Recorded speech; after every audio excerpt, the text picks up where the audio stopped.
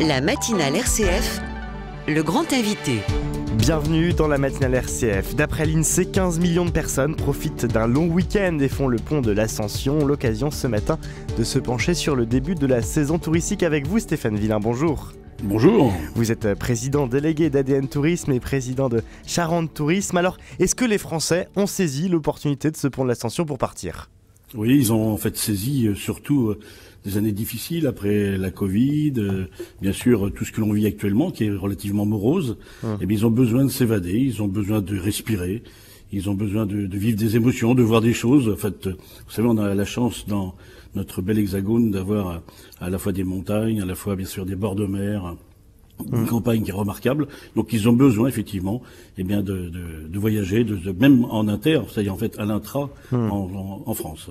D'autant qu'il y avait beaucoup de longs week-ends en ce mois de mai car la configuration était favorable du calendrier avec le 1er et le 8 qui tombaient un lundi. Est-ce que la fréquentation sur les premiers week-ends a été à la hauteur des espérances du secteur touristique ? Oui, on a eu en plus de la chance. C'est vrai que les vacances de printemps, les week-ends de Pâques, bien sûr, ce week-end de l'Ascension, finalement, la météo est plutôt clémente. Donc oui, il y a beaucoup de monde, on le voit bien aujourd'hui. À la fois, bien sûr, les Français qui ont besoin de voyager, on en a parlé, mais aussi les touristes étrangers qui viennent nous voir. Donc c'est un retour aussi des touristes étrangers. Vous savez, la clientèle étrangère revient ? Ouais, les Belges, les Allemands, les Anglais, malgré le Brexit, malgré tout ce qu'on connaît. Donc c'est plutôt une bonne chose. Oui. Est-ce que les clients étrangers qui viennent peut-être de plus loin sont revenus depuis le Covid ? Je pense peut-être à la clientèle asiatique.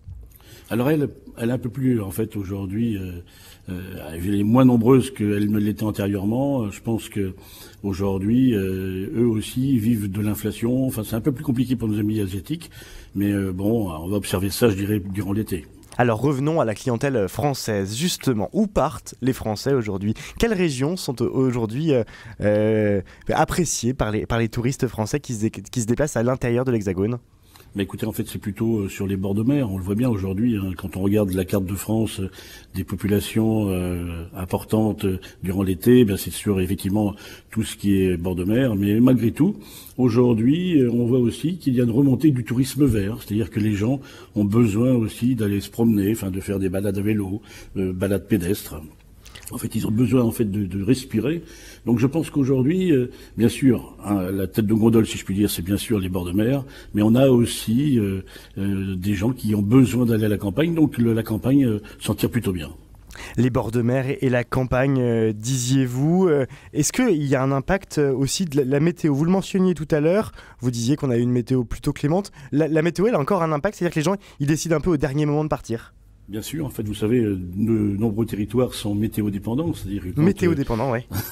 Quand ils regardent, en fait, qu'ils écoutent RCF et qu'ils écoutent la météo, et si jamais on annonce un temps plutôt maussade, ils vont avoir tendance à rester chez eux. Mais ce qui est intéressant de noter aussi, c'est que à côté de chez eux, parfois, il y a des choses à découvrir. C'est-à-dire que souvent, les Français sont partis avant les années Covid, sont partis très loin pour rencontrer des territoires intéressants.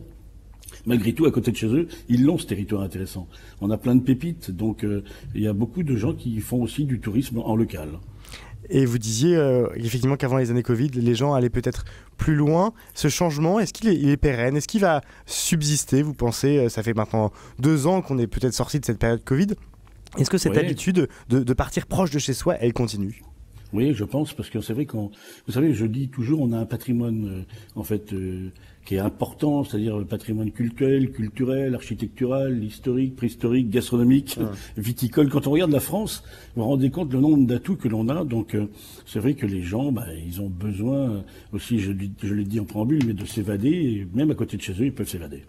L'évasion, elle est parfois compliquée par l'inflation. On parle souvent de ce contexte. Les Français partent-ils moins parce qu'ils ont moins d'argent ? Est-ce qu'il y a un arbitrage au détriment des voyages ? C'est ça, en fait, c'est qu'aujourd'hui, on voit bien, c'est-à-dire que les gens qui voyagent, qui sont à profiter, bien sûr, des bords de mer, on l'a dit, ou de notre campagne, vont peut-être aller un petit peu moins au restaurant. Vous savez, il y a encore 5 ans, on allait au restaurant, c'était entrée, plat, dessert.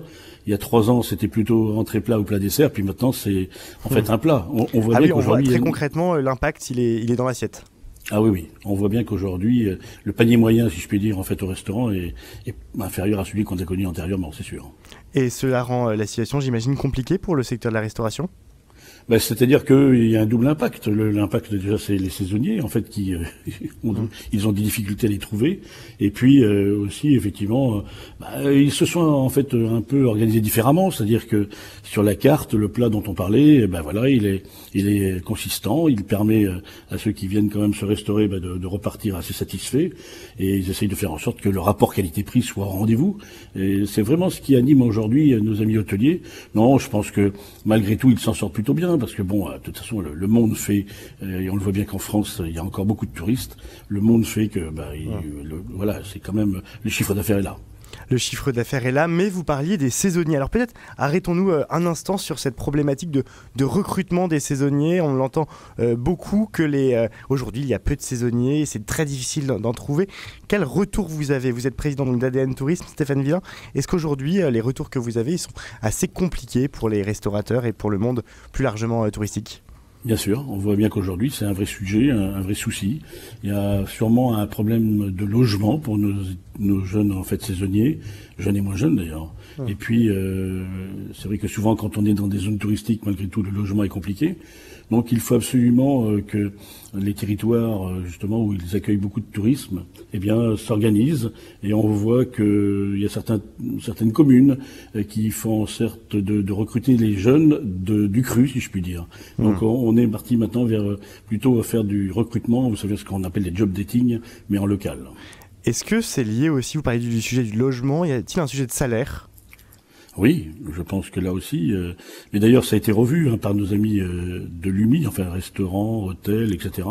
Ils revoient un peu leur position. On voit bien qu'aujourd'hui le salaire a un peu augmenté et puis aussi, j'ai parlé du logement.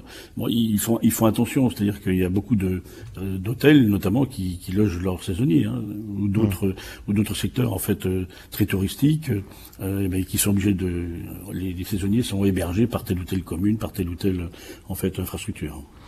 On parlait du salaire. Est-ce que ça veut dire que désormais, très concrètement, un saisonnier gagne plus que le SMIC? Combien ça coûte en net un saisonnier aujourd'hui, quelqu'un qui sert par exemple dans un restaurant?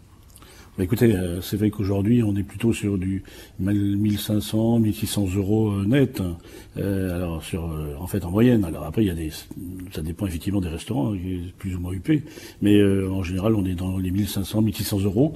Bon, on a augmenté, je dirais à peu près de 100 euros par rapport à ce qu'on connaissait antérieurement. Bon, c'est pas des sommes considérables, mais on voit bien qu'il y a ce souci quand même d'accompagner un peu plus encore nos jeunes vers ces métiers qui sont quand même des métiers qui sont exigeants, on le voit bien durant.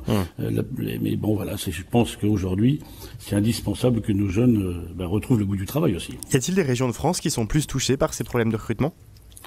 Oui, tout ce qui est, en fait, je l'ai dit, tout ce qui est bord de mer. Ouais. Oui, aujourd'hui, même sur des communes comme la mienne, aujourd'hui, c'est en Charente-Maritime, donc. Oui, en Charente-Maritime. Mais c'est vrai que il y a quelques hôteliers ou quelques restaurateurs qui se demandent s'ils vont pas fermer durant une journée, parce que il va falloir qu'ils répartissent l'emploi du temps de leurs saisonniers sur la semaine. Donc c'est un peu du patchwork aussi, c'est-à-dire que les jeunes, il y en a certains qui vont demander à travailler par exemple le lundi matin, et puis après que le jeudi après-midi, et puis alors donc ça veut dire que les hébergeurs sont obligés un peu de s'organiser en fonction de l'emploi du temps des uns et des autres. Et c'est une nouvelle façon de penser le tourisme finalement. Est-ce que c'est aussi une nouvelle façon de penser le travail? Est-ce que désormais les saisonniers, j'allais dire, posent leurs conditions là où il y a quelques années peut-être ils répondaient oui, j'allais dire à tout? Voilà, c'est ça. C'est vrai qu'aujourd'hui, je dirais que comme ils se font rares, les hébergeurs sont obligés de s'adapter. Et oui, il faut que, des fois, je l'ai dit tout à l'heure, mais il faut que les emplois du temps correspondent entre les différents saisonniers qui sont dans les entreprises. Nous sommes avec Stéphane Villain, président délégué d'ADN Tourisme, pour aborder les enjeux touristiques aujourd'hui en France. Il y a un enjeu dont on parle beaucoup, c'est l'enjeu climatique. Est-ce que ça a une incidence sur les pratiques touristiques des Français? Est-ce qu'on observe par exemple un repli de l'utilisation de l'avion? Oui, c'est vrai qu'aujourd'hui, malgré tout, il y a encore beaucoup de personnes qui voyagent même en avion, c'est vrai. Mais aujourd'hui, les gens sont de plus en plus éco-responsables, si je puis dire. On le voit concrètement, c'est pas qu'un son qu'on entend? Non, c'est vrai. Aujourd'hui, à la fois, que ce soit l'eau, que ce soit bien sûr l'énergie, il y a vraiment une prise de responsabilité. Et les territoires s'organisent aussi pour informer des touristes qu'ils arrivent dans un lieu particulier, privilégié. Il faut le respecter. On voit bien qu'aujourd'hui, notamment sur la notion des déchets, je prends une île qui est à côté de chez moi, l'île d'Aix par exemple. Ils disent venez visiter ce petit joyau, profitez, parce que c'est un lieu magnifique. Mais vous êtes venu avec bien sûr des déchets. Vous avec des papiers, je ne sais quoi, dans le cartable, dans le sac à dos, et vous repartez avec, quoi. C'est-à-dire qu'aujourd'hui, il y a une vraie prise de responsabilité, à la fois bien sûr des touristes, mais aussi des territoires. Il y a aussi des hôtels et des campings qui ont des piscines. Est-ce qu'il y a un impact aussi sur le remplissage de ces piscines, lié notamment à la sécheresse en cours ? Oui, c'est vrai que ça va être à observer. Aujourd'hui, vous le savez, l'eau est devenue un produit rare, il faut faire attention. Donc, malgré tout, les piscines, en règle générale, sont remplies là maintenant pour l'été à venir. Et après, c'est une gestion finalement de l'eau, des nettoyages, etc. Donc, on peut considérer que malgré tout, les gens qui vont aller dans les hôtels ou dans les campings auront de quoi se baigner sans aucun problème. Mais oui, il faut surtout faire attention, même quand on prend une douche, de faire attention à l'eau. Je crois qu'il est même sur les douches de plage. Moi, je vois, on a beaucoup de douches de plage ici ou là. Eh bien, on les limite. Et puis, si comment on les limite ? C'est-à-dire qu'on fait attention, notamment, vous savez, souvent sur une douche, ce sont les enfants qui jouent avec les pommeaux qui sont en bas. Donc déjà on empêche les enfants de pouvoir utiliser seule la douche. Et puis après on limite aussi le débit. On fait en sorte, et on limite aussi le nombre. On fait en sorte d'être beaucoup plus éco-responsable. Je parlais à l'instant des campings. Les campings, je crois on observe un pic de réservation. Comment est-ce qu'entre hôtels, camping, peut-être maisons d'hôtes aussi, se divisent les Français ? Est-ce qu'il y a tel ou tel secteur en particulier qui a la préférence cette année, aujourd'hui, des Français ? Vous savez, je crois qu'aujourd'hui, que ce soit les meublés, notamment ceux qui sortent très bien, ce sont, bien sûr, les plateformes qu'on connaît tous, et puis notamment les gîtes de France, qui font vraiment un sacré job en termes de rapport qualité-prix. Et puis après, bien sûr, les campings, qui aujourd'hui, vous avez beaucoup de campings, c'est des petits villages, c'est-à-dire que tout est dans le village. Vous avez à la fois, bien sûr, la restauration, vous avez à la fois les festivités. Ce sont souvent des vrais professionnels. Et puis après, les hôtels, donc oui, c'est vrai que si je prenais dans l'ordre aujourd'hui, c'est plutôt dans les gîtes, on en a parlé, après les campings, après finalement les hôtels qui viennent en troisième. Vous nous donnez envie de partir en vacances ce matin, Stéphane Villain. Alors merci beaucoup d'avoir accepté notre invitation. Vous m'avez fait un petit peu rêver à parler des gîtes et des campings. Je rappelle que vous êtes président délégué d'ADN Tourisme et président de Charente Tourisme. Merci d'avoir été ce matin sur RCF.